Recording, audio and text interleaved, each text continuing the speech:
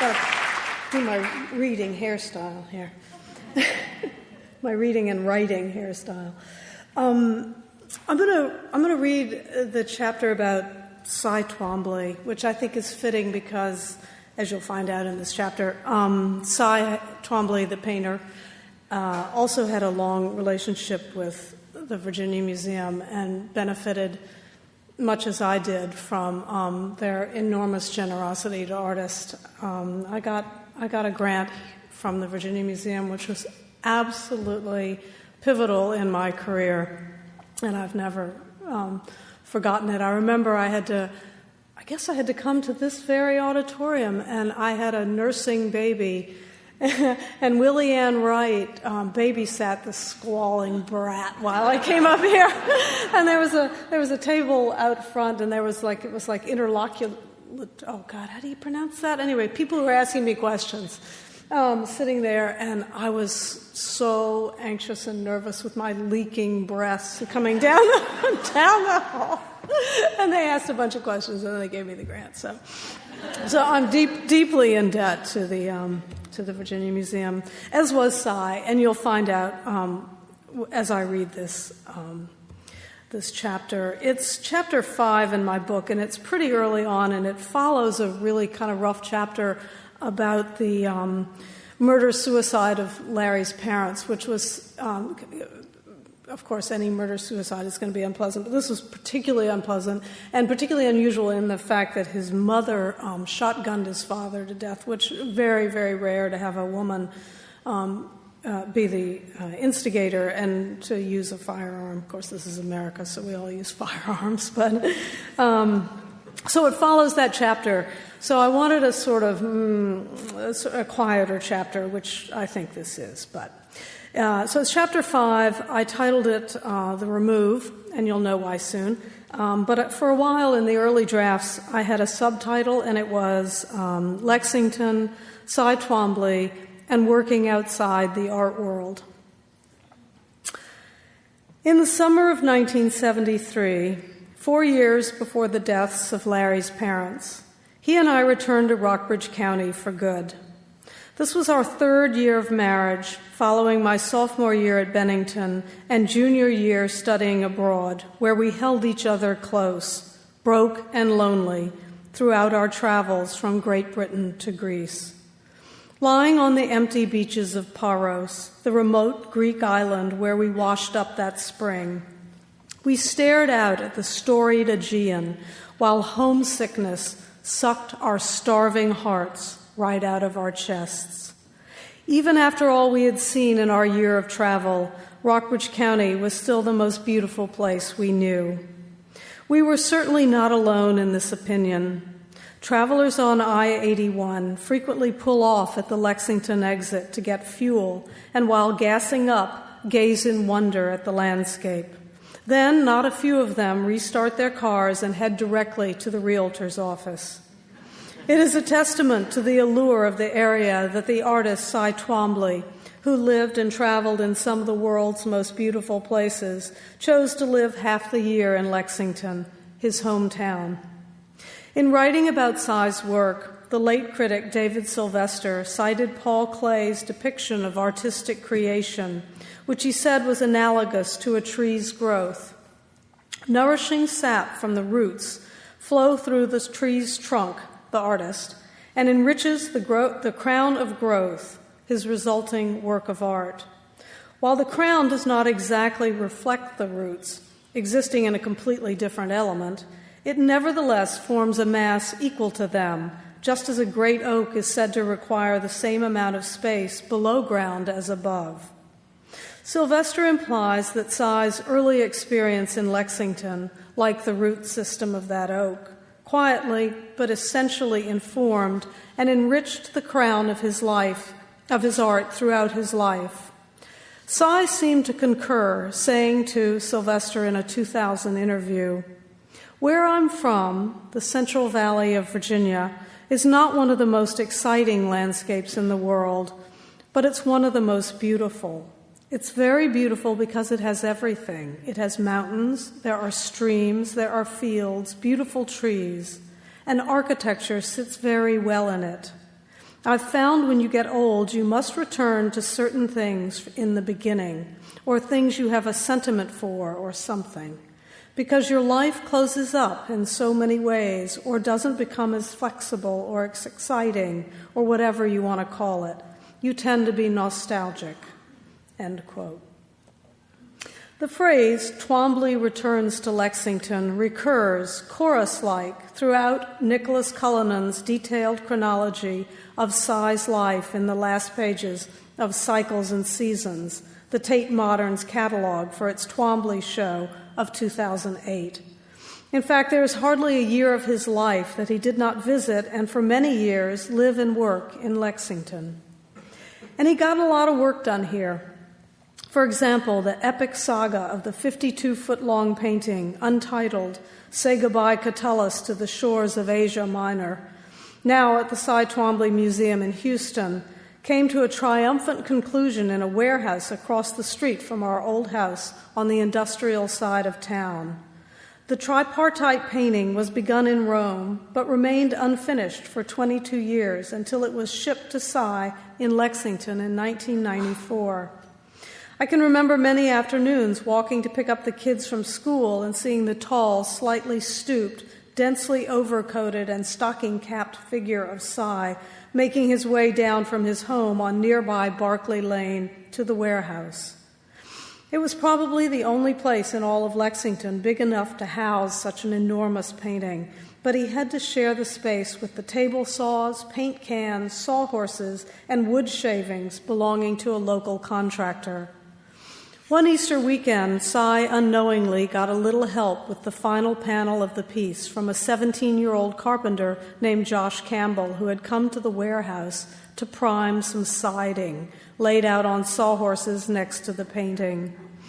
Halfway through the job, Josh was surprised to see Cy, about whom he knew nothing, ducking in through the far door with some sort of army satchel over his shoulder, prepared to work.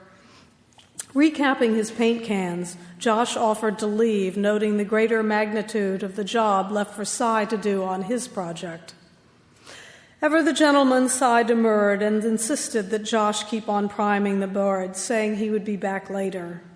After he left, Josh, who himself worked by the job, glanced at the great expanse of canvas, much of it as yet unpainted, and thought he could help the poor guy out, since it was obvious he still had a long way to go on it.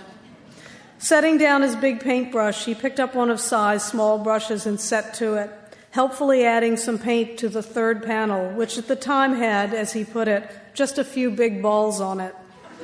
He signed his efforts in tiny letters, JMC. Once the big canvas was finished and shipped off to the Gagosian Gallery for its New York debut, the JMC now largely obscured, Cy rented a small glass-fronted storefront in downtown Chitlin Switch, as he affectionately called Lexington. It was on Nelson Street, one of the 4 streets that compose the town's elemental hash sign layout. An unlikely setting for a studio being right on the street, it gave the lie to Cy's general proclivity to live and work in a palace, but in a bad neighborhood, as a friend had once remarked. This place was no palace. It was a dive, but in a good neighborhood within walking distance of his house, and notably next to a restaurant with treacly pecan pie. I've photographed in that studio on many occasions, in part because of the coquettish quality of the light peeking through the tightly shuttered plate glass windows, and in doing so documented, almost by accident, the artistic extremes of Cy's productive last years. The mind-storming rapture of the canvases contrasted with the calm intelligence of the sculptures. He seemed able to get a lot of work done in that funky place, as he remarked to his friends, Sir Nicholas Serrata, director of the Tate Gallery. "My favorite cycle is Sesostris. I started them in Gaeta years ago. They were 5 or 6 years on the wall, and then I took them to Virginia and finished them there. I finished a lot of things there. How, I don't know. The lights were buzzing greenish fluorescence, the temperature control capricious, the drop ceiling low, and the noise level high, but all the same, he got it done." When I first began photographing in his studio, I remembered how Alfred Stieglitz, by making the altogether too perfect images of Brancusi's sculptures, provoked Brancusi to grab up his own camera and overexpose, blur, and generally screw up his way to photographic sublimity. Likewise, casually shooting with his dime-store Polaroid in the same space where I had Stieglitzly labored with my 8x10-inch view camera, Cy made affecting images of his own work, especially the sculptures. In doing so, he brought me around to a Brancusi-like freedom of interpretation, and over the years, my work in his studio changed from documentary to evocative. In the earliest work, I simply wanted to record how Cy laid out his workspace. The studio was then uncluttered enough to pass from front to back. In just a few years, jam-packed with sculpture, paintings, books, and junk from the antique mall, that same pristine place was barely traversable, joyful in its excess and misrule, flicking a casual bird to the compulsives among us. When Cy reciprocated by photographing in my studio in late 2007, he zeroed right in on the small areas of Cy-like disarray and made good use of them with his Polaroid, which in his hands made profound even the most mundane of junk heaps. Junk heaps in general he loved, and come springtime we would drive through the countryside around Lexington, stopping at the yard sales that sprang up along the roads like unnaturally fluorescent new vegetation. So it might seem odd that Cy would also love the highly regimented dress parades at VMI, but he did. Each Friday afternoon, the entire corps of cadets forms up in pressed white pants, sashed with maroon, and topped with bronze-buttoned gray coatees. Low on their brow, they wear an anachronistic shako dress hat, sprouting a waggling, phallus-like pom-pom, which the cadets call a donkey dick. Cy delighted in the pomp, the donkey dicks, the crenellated barracks in the background looking like a Mexican War theme park, the melancholic wheeze of the bagpipes, and oddly enough, the orderliness of the proceedings. It's not so odd when you think about it. Growing up as he did under the influence of the chivalric code and the lore of doomed military culture, it is no surprise that he responded to those parades, or that we see an occasional martial strain in his work, Lepanto, 50 Days at Ilium.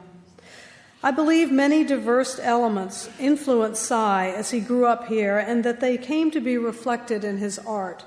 The blaze of southern light on Lexington's columned buildings, its cultural grace and languor, the region's literary heritage, its pervasive sense of faded grandeur and venerated historical myth.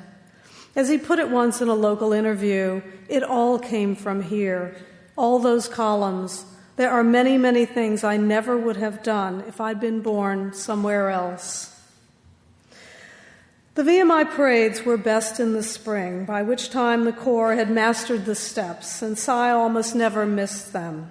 He loved the spring in Virginia the way I do, with a hectic rapture at the beauty of it all. On pretty days, he would sometimes ask to be driven to the Walmart store, built on a commanding hilltop, where he would sit out on the benches by the exit doors and watch the spectacle of shoppers and the sun rays sweeping across the Blue Ridge Mountains in the distance. The light and mountains, the breezes and greens of the May-apples, the warmth of the sun finally soaking into the earth and into his sometimes painful bones. Being in Virginia gave him great sensual joy. It gives joy to many of us, irrespective of the old bones or of the generation. The experience of growing up here is timeless and universal in certain ways. Cy's childhood experiences were remarkably similar to my own, despite the 24 years that separated us. Like most Southern white children of a certain economic and social class, we were both reared by black women whom we adored. I would wager that the woman who cared for Cy, whose name was Lula Bell Watts, gave him the same childhood experience of imperishable and bounteous love that I received from Gigi. Lula was only about 13 when she went to work for the Twombly family, and Cy at that time was a toddler. So unlike Gigi and me, they were relatively close in age, and much later in his life, when Cy was in town, he and his driver, Butch, would frequently take Lula out for a spin in the country. Lula, then in her 80s, still dished out her kick-ass lessons in proper manners, turning from the front seat, pinching a cigarette between her thumb and forefinger, and scolding Cy like a backseat child. It's hard to imagine that Cy would need a manners tune-up from Lula, as he, much like my Southern father, was exquisitely courtly, cultivated, and courteous.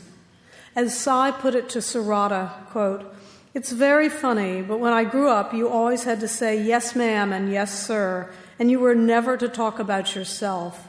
Once I said to my mother, you would be happy if I just kept well-dressed and had good manners, and she said, yes, what else is there?" End of quote. Cy grew up on tree-shaded Edmondson Avenue, just off Main Street and around the corner from Mrs. Lackman's preschool. My parents, who moved to Lexington when Cy was 14, must have met him soon after they arrived, because this delicate little sweetie of a sculpture, dated 1946, was given to them by Cy, a senior at Lexington High School, when he came to dinner at their house on Washington Street. After they moved to Boxerwood in 1951, it found a home in the clutter of the living room bookcase and was soon thereafter joined by one of Cy's house paint and pencil paintings, bought in 1955 for $150 while he was living in Lexington and teaching at a nearby women's college, Southern Seminary. Other people in Lexington also bought Cy's work, including the reclusive Jack Roberson, who used to sit outside his unpainted, Boo Radley-esque house on Jefferson Street and offer blowjobs to the W&L students on their way back to the frat houses. I ran into Jack one Friday afternoon in the early 90s at the Stonewall Jackson thrift shop, located across from the bank in the basement of the seedy Robert E. Lee Hotel. He was struggling down the thinly carpeted ramp that led to the thrift shop with 2 brown paper bags, the big kind with handles, one in each hand. The bags were stuffed to capacity and apparently heavy, judging by the difficulty Jack was having even on a downhill slope. When he achieved the basement floor, he pushed his way between the racks of jersey-wrapped dresses and shoulder-padded blazers and set the bags, their contents covered with newspaper, next to the checkout counter. Having gotten everyone's attention, he wiped his brow in exaggerated Jack fashion and addressed his audience in a voice alarmingly high-pitched at the best of times, but now beginning to trespass upon the dog-howling range. "The damn fucking bank," he announced, had to choose this particular day to take a holiday, and now he was going to have to spend the entire fucking weekend at home with all this cash money he'd gotten for selling that Cy Twombly painting he had kept behind his sofa for 40 fucking years. Only in an honest little town like Lexington would Jack Roberson be finally able to deposit his money, both bagfuls, early Monday morning. It's a naive little town, too. When Cy's mother, his last living parent, died in the late 80s, his sister called Cy and asked him to come and get his stuff out of the attic so they could sell the house. Apparently, Cy didn't realize the urgency of the request, or maybe he just blew it off, but everything in the attic was eventually gathered up and handed over to a local auctioneer. The resultant Twombly auction was held one Saturday afternoon in spring 1988 at the Busselburg baseball field behind the Route 252 dumpsters, about 3 miles past our farm. It's a desolate little patch of land, the bases barely visible in the scrub, an abandoned-looking cinder block building behind the torn and sagging netting at home plate. In that building, the residue of Cy's young life was spread out on long folding tables. Boxes of papers, toys, juvenilia of all kinds, as well as later stuff, paintings, photographs, and sculpture. There were 2 roughly foot-square gouaches from the late 1940s, one of which was an unusual orange color, but in bad shape. The other was in good condition, and an antique dealer responded to the call of the auctioneer by raising his hand. He bid $1. Nobody else bid, but a friend of mine, observing the proceedings, felt it was disrespectful for a painting to go for $1. So he raised his hand and ran the price up to $34, forcing the dealer to cough up $35 for the painting. When a half-dozen Rauschenberg boxes came up for bid, painted and adorned with feathers and bones, quote, weird magical things, end quote, my friend said, the crowd laughed out loud at them. Naturally, nobody bid, so he bought one for 50 cents, another for $1, and then for a few more dollars, he picked up a cache of subtle, still-life photographs from Black Mountain College by both Sy and Rauschenberg, some of them of Twombly paintings that had been destroyed. Several of these photographs my friend recently made available to the Virginia Museum of Fine Arts. This is fitting, since it was a VMFA professional fellowship, 1951 and 1953, that funded Sy's travels to Black Mountain and Italy. And today, the good people here in the museum allowed me to drop a couple of these pictures into this show. These are the images that Sy took, and I want to tell you who this man was. He wouldn't let me use his name in the book because he's too modest, but his name is Henry Simpson, and he made them available to this museum, and I am so grateful. Aren't they beautiful? Oh. Okay. For years after the Busselberg sale, Sy went from one local antique store to another, then broadened his search over the mountains into the Piedmont, asking after any sightings of a little painting that he had done in his childhood, which was special to him, and a toy he had loved, a sailboat. Both had sold at the auction. The warehouse in which Sy completed the 52-foot-long painting was one of those charmless metal affairs that spring up practically overnight in industrial parts of town, but from our house we couldn't see it unless we walked up the driveway to the road. We had bought our little plot of marginal city land back in 1975 with the hope of putting up a blacksmith shop for Larry, who had become interested in metal sculpture in college and was sharpening plows, welding farm implements, and forging hand-wrought chandeliers for a living, or something less than a living. While Larry worked with ninth-generation blacksmith Manly Brown, I had a somewhat more lucrative position as the photographer for Washington and Lee University. It required only a 35mm Nikon, but that didn't prevent me from trotting out my white Samsonite suitcase and setting up my 5x7-inch view camera to the complete bemusement of the sports teams I was there to document. At least we had a paycheck coming in, and when that raggedy scrap of dirt-cheap city land came on the market, we thought we could afford it. It was in an ugly part of town, forbiddingly steep, overgrown and trash-strewn. The whole town thought we were crazy. In fact, the man who sold it to us, the owner of a local taxi service, told us after the ink had dried on the contract that he thought we were crazy too. It lay below the old railroad line, an abandoned rail station that served Lexington until the 1940s, at which point the track was used only for freight and finally torn up in the 60s. Something about the place must have seemed so bleak and unredeemable, even back then, that conductors and train crew felt it perfectly appropriate to toss onto this pathetic patch of scrub the train's accumulated refuse. Crockery, empty bottles, bent silverware, clothing, iceboxes, satchels, broken push brooms, umbrellas, and curling leather boots in which we expected to find the skeletal feet of a dead hobo. The Lexington residents followed suit with their trash.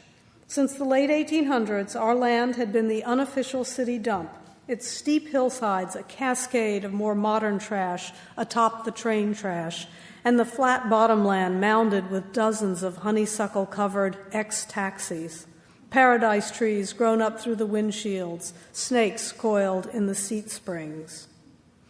We had nothing except energy and hope, and set to clearing and hauling a century of garbage from the land, hacking down the trash trees and scything through the multiflora thickets.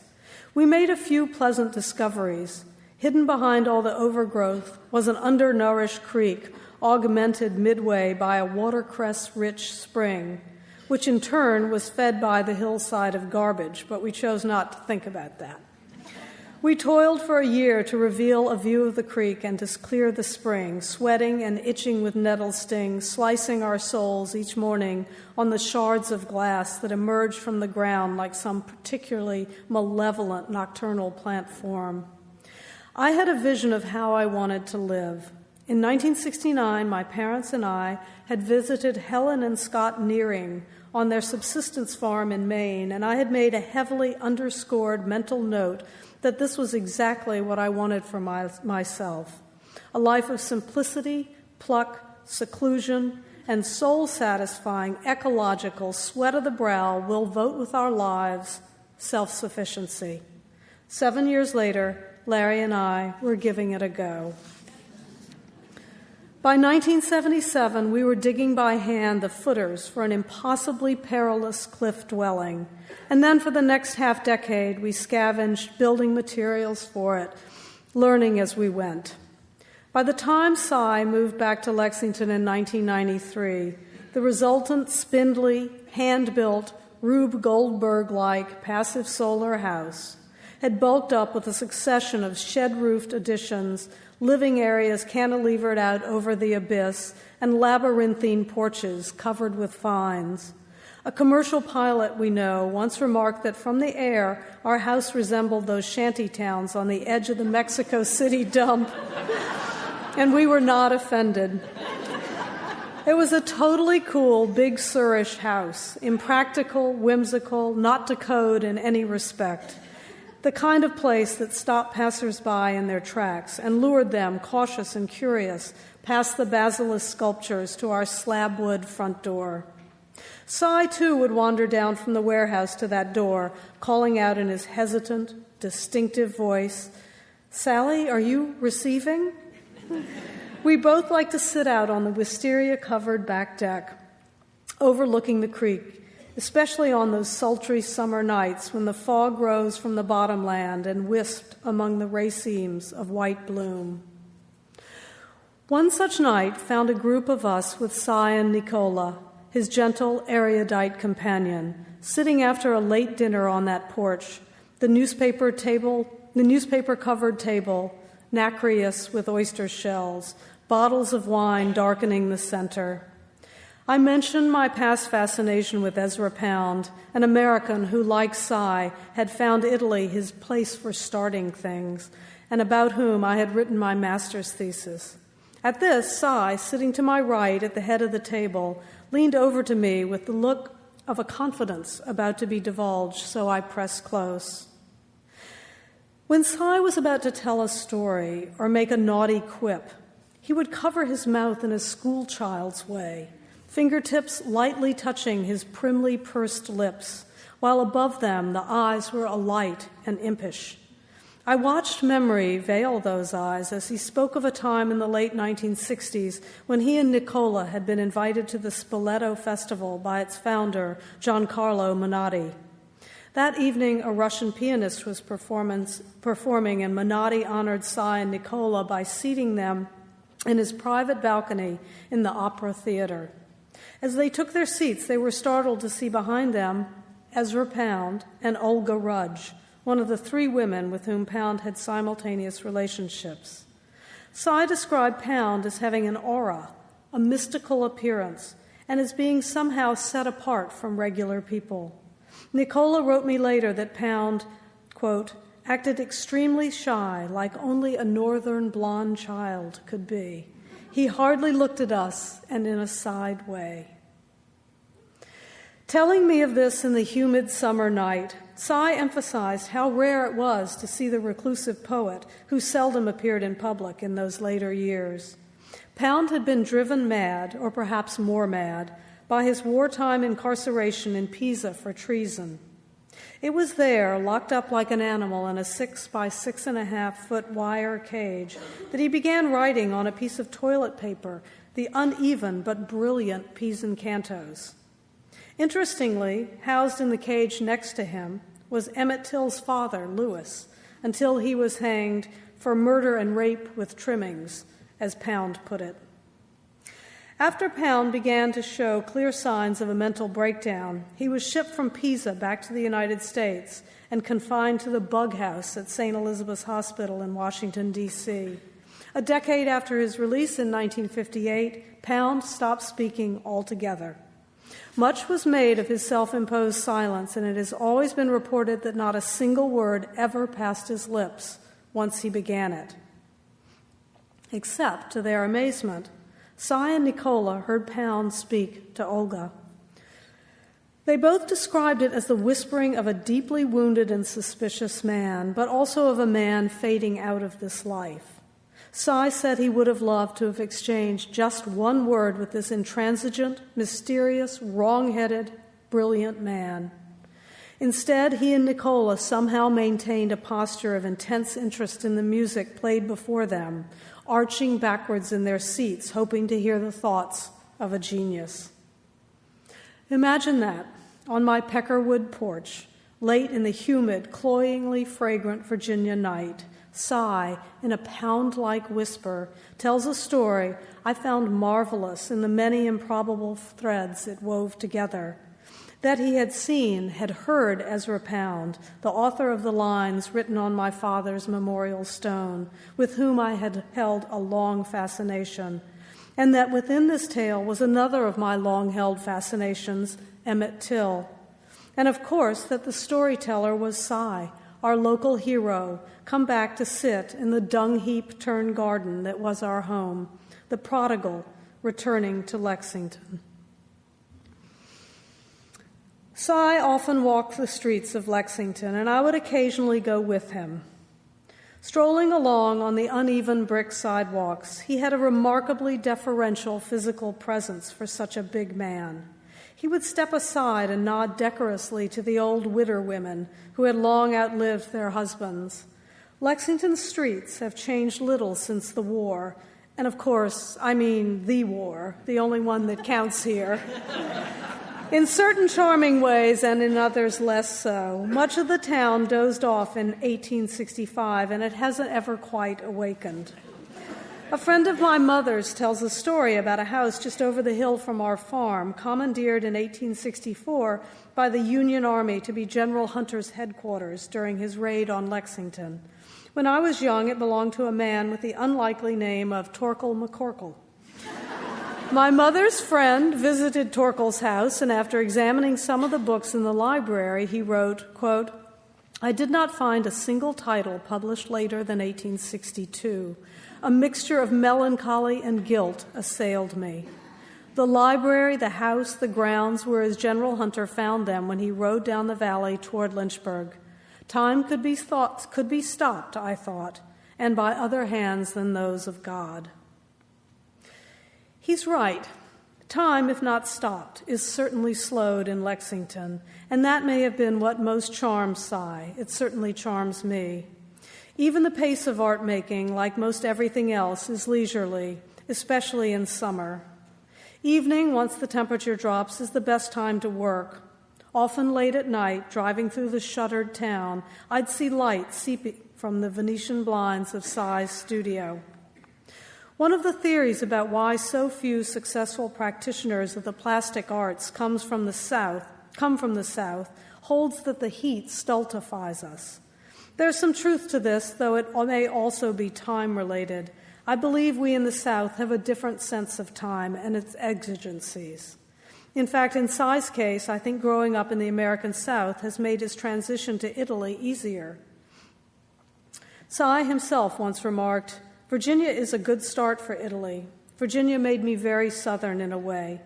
They say that they are not creative in the South, but it's a rare mentality." The British historian John Keegan appears to have agreed with Cy's assertion. After traveling through America, Keegan reported, quote, The thing about the South is that it retains for Europeans a trace of cultural familiarity, as the rest of the country does not. I have often tried to analyze why I should have a sense, however slight, of being at home in Dixie. Class system, yes. History, yes. But more important, I suspect, is the lingering aftermath of defeat. Europe is a continent of defeated nations. America has never known the tread of occupation, the return of beaten men. The South is the exception. Its warrior spirit, which supplies the armed forces with a disproportionate flow of recruits, is a denial of the decision of 1865. The famous femininity of its women, not a myth, not to European men at least, who find them feminine as other American women are not, is a quality that comes from grandmothers who found a strength their men had lost, learnt to comfort, helped to forget, and never, never said the unsayable thing. Pain is a dimension of old civilizations. The South has it. The rest of the United States does not. End quote. Shelby Foote, astute observer of his own Southern culture, expanded upon this sentiment. Quote, I remember what my father had said about the South bearing within itself the seeds of defeat. We are sick from an old malady, he said, incurable romanticism and misplaced chivalry, too much Walter Scott and Dumas read too seriously. We were in love with the past, he said, in love with death. Mr. Foote was perhaps being a little extreme, exaggeration being another Southern characteristic. It's not that we Southerners are exactly in love with death, but there's no question that, given our history, we're on a first-name basis with it. And such familiarity often lends Southern art a tinge of sorrow, of finitude, and mourning. Think of the blues, for example, or early jazz. Think of Faulkner, Welty, O'Connor, and others. Think of the titanic triad of Rauschenberg, Johns, and Twombly in the visual arts. So I was talking to me about them once, the three painters, and he said that if a book were ever written about them, it should be called Dickheads from Dixie.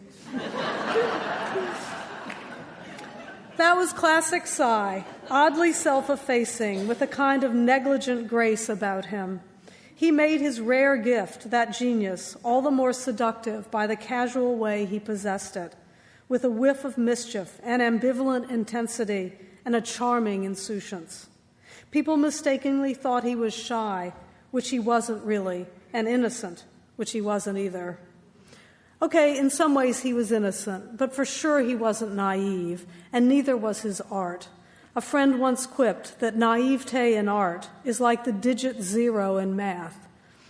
Its value depends on what it's attached to. In Cy's case, it was attached to a honking big number.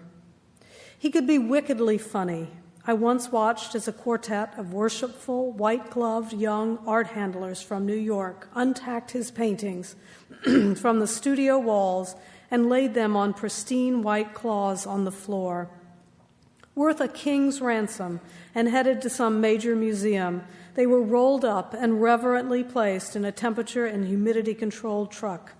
As soon as the doors were shut and triple-locked, Cy, exaggerating a hand-dusting maneuver, his eyes dancing with devilry, announced, "Well, I'm glad to get that shit out of here." He laughed to see the white gloves rush to the shocked faces.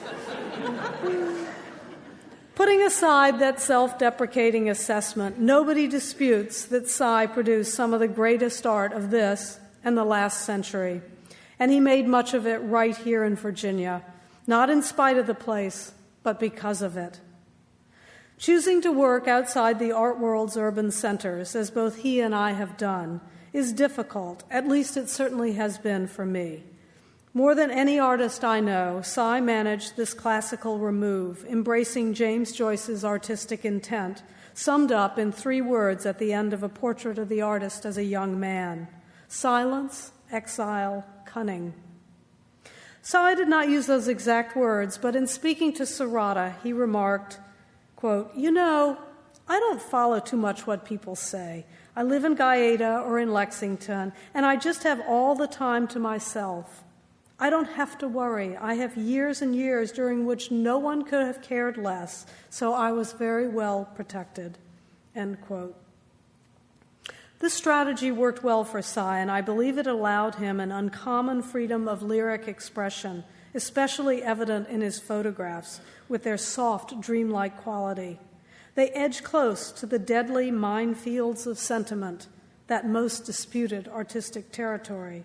But Sy always managed to stroll elegantly and imperviously through that dangerous landscape, putting elegiac feeling into these pictures, and screw anyone who didn't like it. His photographs are hazy and casually indifferent to detail.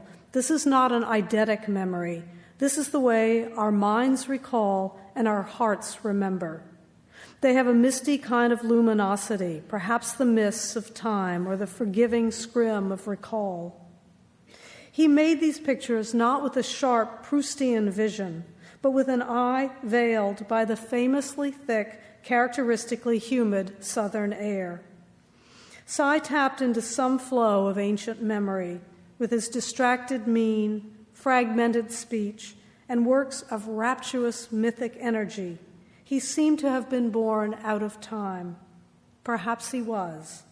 Our part of the South, remote, beautiful, and patented with the past, allows us such a remove, the distance of another time. I miss him now each spring and fall, the seasons when he would alight in our valley, and I miss him for lots of reasons, but especially because of his irreverence, his confidence in his and my art, and how comfortable he was working outside the urban art world. I miss our afternoons at the kitchen table over his favorite meal, tart apples fried on the wood stove with a cast iron skillet with bacon fat, salt, cinnamon, and brown sugar. We would chat about stuff, not always art, but at the mention of some piece of criticism or a highbrow article, Sy and I, both of us with sensitive bullshit meters when it comes to art speak, would roll our eyes. When Sy spoke about art, he often used the language of the passions, language I understand, often referring to our daughter Jessie's style of painting as fierce. He understood the quirky ways we outliers have of measuring the strength of our work, remarking that his strongest paintings were usually those not sold by the end of the opening. My affinity for Sy and his approach to art and my deep affection for him gave me confidence that I could stay in this place I love and make my work here. It's not easy working in the South. Playing on a Southern pronunciation of Beaux-Arts, H.L. Mencken once dismissed the South as the Sahara of the Beaux-Arts, and he had a point. Urban museums have little interest in artists who live down here or those who don't live in a city. We lack a collector base, apologies, and enjoy little support and artistic fellowship. As my friend Billy Dunlap remarked the other day, the rest of the world seems to love us only when we act like characters out of a Tennessee Williams play. Sy would have loved that quip, and I miss not being able to tell him, to hear his snort of merriment. I miss his almost childlike glee at the most elementary human gaffes. Every time we would leave his house and catch a glimpse of the neighboring Reed White house behind the trees, one or the other of us would repeat our favorite line from a story my mother used to tell about the occupant of that house, Mrs. Breasted White. That's what I swear I remember her saying, Mrs. Breasted White. But now writing that name, it somehow seems highly improbable. Anyway, we'd say the punchline, sometimes in unison, and then we would both howl with laughter, as if we had just heard it for the first time. Here's how the story goes. Mrs. White was, of course, a member of the Lexington Garden Club, and the way garden is pronounced by these ladies is Giaden, and her specialty was roses. Every year, its local members would compete to assemble the most exuberant floral display to be judged by someone from a classier garden club, like, say, the one in Lynchburg.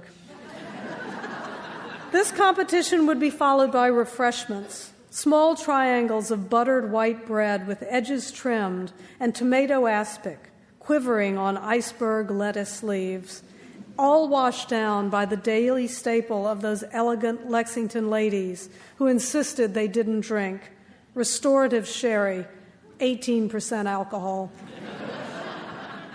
One year, Mrs. Breasted White's entry was a gorgeous arrangement of yellow roses whose particular qualities she endorsed in spidery cursive on a card placed nearby. Oh, how I miss our laughter as Cy and I would recite the inscription in unison. Good in bed, better against a wall.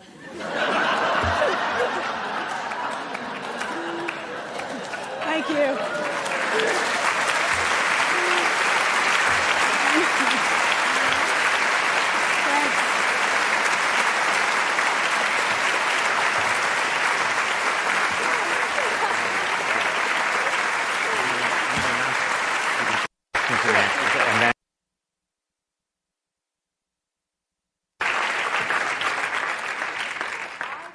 At the podium. Yeah, we keep well stocked here. I love the South, I swear. I was thinking, that's awfully yellow water back there.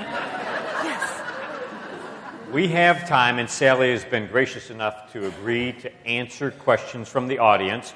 We'll follow the questions and answers with a book signing, which is directly across the hall. So we have a few minutes for questions, and please have at it.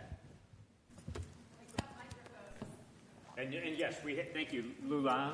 And I want to say thanks to our staff, Lulan, and to Sarah Eckhart, our Associate Curator of Photography, and all of the Virginia Museum staff for helping to make tonight possible and for all the hard work. They will be continuing to work when we go across the hall, but we do have microphones so that everybody can hear you with your question.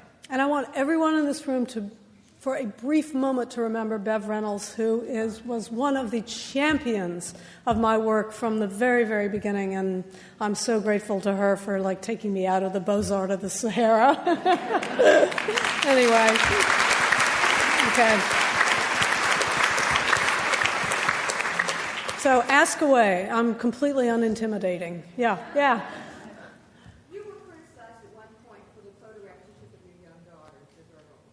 And boys. I have a son, too. Yeah, everybody thinks it's all girls, but it's a son. Okay. Yeah. So I just wanted you to talk a little bit about that, your reactions to it, how society may have changed since then, what you feel about that kind of criticism that you received. Right. Yeah, I write about it a little bit in the book. The book is 450 pages, and I spent 80 pages, more or less, talking in a very general way about, she's asking about for those of you who missed the first part of that question, about the pictures of my children from the 80s, early 90s, something like that. And so I almost didn't write about it in the book because I just don't want to get into it again. But I did, and of course, that's what everybody wants to talk about now. There's a 400-page book and the family pictures. But, really, it seems so distant to me. Even at the time, I didn't feel like defending it. I don't think an artist should have to defend their work. I think the work should speak for itself, and I didn't defend it at the time. And so really these little 80 pages in here are the first time I've ever actually talked about, what went on sort of behind the scenes and the discussions with the children and and just how difficult it was. And I talk a little bit about a stalker that we ended up having that just made our lives miserable, and one of those unintended consequences of putting artwork out that makes you appear very, very, very vulnerable and open and available. And that's one of the problems with doing the kind of art I do, is that it does make me and my children appear very accessible. So that was one thing I learned, was how risky that is in a culture like ours that, so loves celebrity and so responds to that, to and feel so personal about the people that they're following, I suppose is the way to put it. So there were a lot of aspects to that whole experience that were really, really difficult, but also many that were wonderful. I mean, I had wonderful defenders, including this museum, who they were brave enough to put the work out and defend me when it caused them problems. So, mixed feelings about the whole thing, even this long afterwards. Yeah. So, the photograph, gorgeous. Yeah. So, can an artist talk about the process of? I mean, that Oh, I'd love to talk about that picture. So, I mean, It's incredible. I'm not a photographer, and Right. When I first saw this naively, I thought that it was just sort of. A snapshot. But then later I thought, over the decades, I thought, no, she must have really carefully planned that out. And you got the dog doing the play bow. You're asking such a great question. The girls putting on the makeup Right. And the license plate. I know, right. I mean, how much of that was just there, and how much did you stick? Okay, I'm going to paraphrase the question because he's asking about a specific picture. It's called Gorgeous. And it's a picture of the two girls standing in front of a truck that has a license plate that says Gorgeous on it. And they've got the makeup and and there's a dog off to the right that is looking at them with this look of like perplexity and confusion and like doggy, like complete, amazement at these two children. Okay, so he's asking, was this a snapshot? Okay. This was so not a snapshot.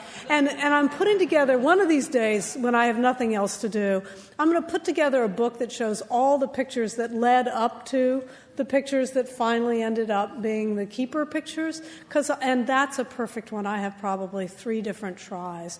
And usually there's some like germ of a picture that would catch my eye. So I did see the children putting on makeup in front of that truck. But, I didn't take the picture then. So we went back and we took it several times. But the real question that you should have asked is, how on earth did you get that dog to look like that, right?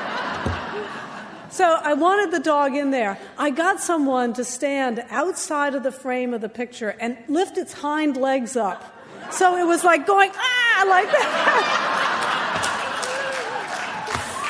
So, funny that you asked. But, yeah.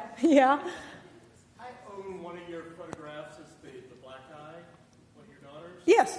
I was wondering the story behind it. The black eye? Mm-hmm. She's sitting in a chair. Okay. I don't remember how she got that black eye. Ran into a door. But I do remember that we got her all dressed up and I put her in that chair and I wanted her to be looking at the camera and she fell asleep. So while she was asleep, you know how the hair sort of drifts across the chair? So I took Scotch tape, and if you look really carefully, I think you can see the Scotch tape. And taped, yeah. But she was sound asleep in that picture. And you just see how her hand is? Yeah, I love the way her hand looks. It's just all like completely relaxed. Yeah. Yeah. I read your book when it first came out and just really loved the beauty and lyrical way that you wrote the book. But now hearing it, you read it, takes it to the nth degree. So are you going to do an audiobook? Oh, I did an audiobook. Oh, you did? Yeah. Excellent. So, yeah, they want an audiobook, and I'm friends with Sissy Spacek, so I called her up, and as soon as she answered the phone, I said, no, it's a Texas accent, and so we talked about it a little bit, and she didn't have much time, and so finally I said, okay, I'll read the damn thing, because I wasn't going to read it. I was just trying to think of someone who had a good, modulated reader's voice. I mean, that's something you have to be taught, I think. So we set up a recording studio, and I don't like leaving my farm very much, and the nearest recording studio was 2 hours away, and it was going to take 5 days to read this book. So we set up a little recording studio at my house, except that there was a mockingbird nest right outside the window. To kill a mockingbird, indeed. Man, we all wanted to kill both those birds. But we got it done. Yeah. But thank you. Hey. Whoops. That's all right. I'm so excited about the work that you're doing, inspired by Emmett Till. And I'm wondering where you are in that process and when we're going to be able to see them in Richmond. And the sort of second part of the question is, when you're taking portraits, is there as much, waste is not the right word, but is it as long of a process to get the picture compared to like an image like Gorgeous, where you've got so many different elements going on? The work you're talking about, I think, is that Black Men work? Is that what you're talking about? Yeah, it's a whole project that I've been working on for years now. I realize now it's like almost a decade, on the legacy of slavery, and particularly Virginia's slavery. Obviously, since, well, you've read the book, Virginia was the absolute epicenter of, the slavery culture and sales, and some vast majority of the slaves came, in on the James River. So I just became fascinated with that and tried to approach it from a couple of ways. And I am not, this is such an inchoate project still, I am not articulate about this at all. So just bear with me while I stumble through this. But so I started, as I say in the book, I started trying to approach the whole question of my racial past and the woman who raised me. It's all in the book. But by photographing black men, I thought, what could be more difficult than an old, gray-haired gumboil like me photographing these total strangers, these black men that I know for 1 hour. I limit it. It's almost like conceptual art. I limit it to a 1-hour shooting session, right? So these are complete strangers who come to my studio and I photograph them. And it's been really enlightening for me to do that, to realize the degree of trust that we were able to establish in that 1-hour period. So, and I've gotten some good pictures. And in answer to your question, at a much greater ratio than the pictures of the children. These pictures have proved to be, it's not that I'm getting any better, but they've just proved to be a little easier to take for some reason. But my subjects have been extraordinarily giving and willing and open and trusting of me, and they shouldn't be, for lots of reasons. No one should ever trust a photographer, and no one should trust photography. But they have been. So it's sort of a 3-part project. So I've done that, and then I've traveled all around down in the southeastern part of the state where the Nat Turner Rebellion was, photographing a lot in the Dismal Swamp and a lot of the rivers, the Blackwater River, the Nottoway River, that whole area. Because in a certain way, I'm very interested in the Nat Turner Rebellion. I'm interested in the concept of freedom. There's lots of evidence of the concept of slavery. Everywhere you go, you can't look at the state capitol in Richmond and not be unaware of the fact that it was built by slave labor. But I'm interested in the sort of what was the legacy of freedom? Am I talking too much? Is this okay? Shit, I'm sorry. What was the hope for the slaves themselves? What kept their hope alive? So I obviously, the hope of escape was one of them. And rivers became absolutely important. They were not only the way they came in as slaves, unfortunately, but they were also the best avenue for freedom. So I'm photographing a lot of the rivers that the Nat Turner Rebellion, the fleeing slaves had to cross. So I'm doing that, and also photographing in the Dismal Swamp, which is, I don't know if any of you know this, but there were whole communities of escaped slaves in the Dismal Swamp. And they had trade, and they had churches, and they had buildings, and there's a man who's excavating all that stuff, and I went in there and saw all this stuff. So I'm just fascinated by what represented freedom to the slaves, and religion was another avenue of freedom. So I've been photographing these black churches. So it's sort of a tripartite project right at the moment, and it is going to be shown. And because they are very protective about the announcement, which is going to be made really soon, I can't say what museum, but other than this museum, I couldn't be happier about where it's going to be shown in 2018. So, there. Yeah. For those of you who want to see Sally's work, there is a work upstairs, one of her works from the Antietam series, up in our 21st Century galleries. And then also at the Reynolds Gallery, and I'm glad you mentioned Bev, there is a show of her work, and I know Alice is here somewhere. And thank you, Alice, for doing the show. And if you would join me in thanking Sally again, we're going to begin with our book signing.